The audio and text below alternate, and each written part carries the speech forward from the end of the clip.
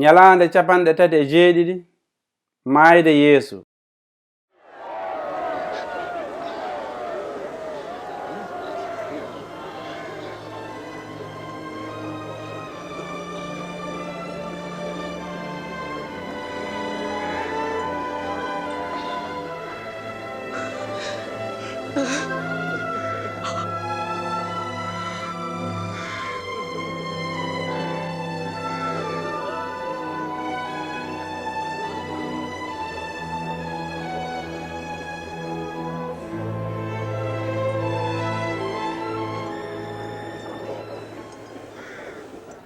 tawde ka almasihu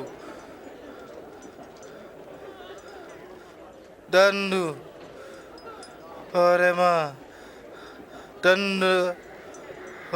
dandora amin.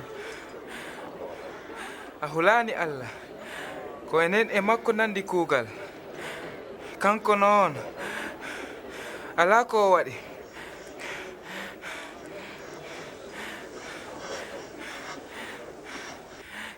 Yeesu tinno siftoram so artoyi e nder laamu ma. E gonga mboɗo wiyama an ma wondo e am hande dow asaman.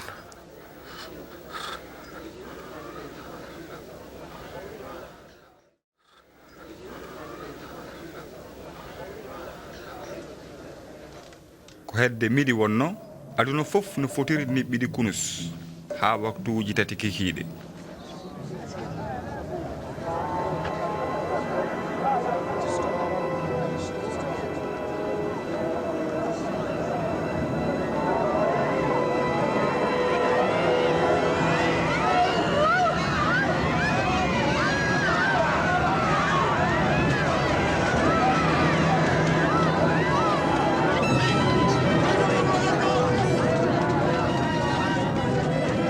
tan rido suudu seniidu o seeki e hakkunde teri.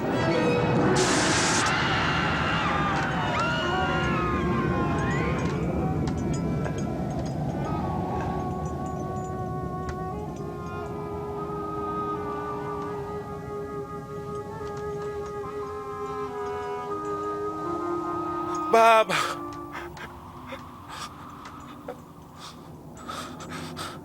mi watti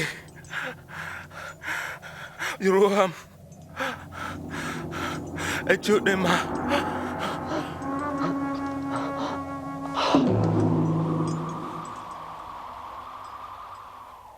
nde mawɗo soldateɓe o yii ko kewi ko woni e yettude Allah ina wiya jettorde godini Allah ngati e gonga o ko neɗɗo pewɗo wonno.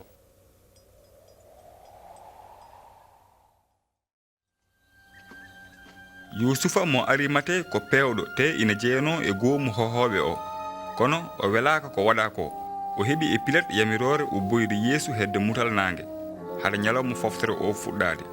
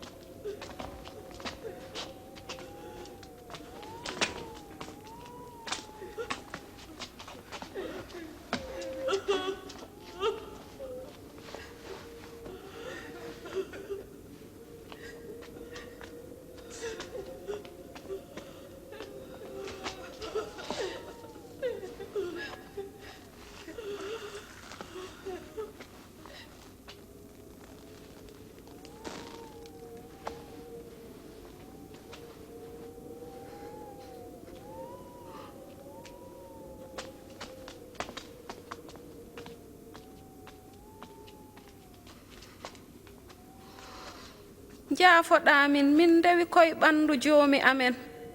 jettoɗe Mariama kono keñe ɗe ñalawma foftere nana fuɗɗo.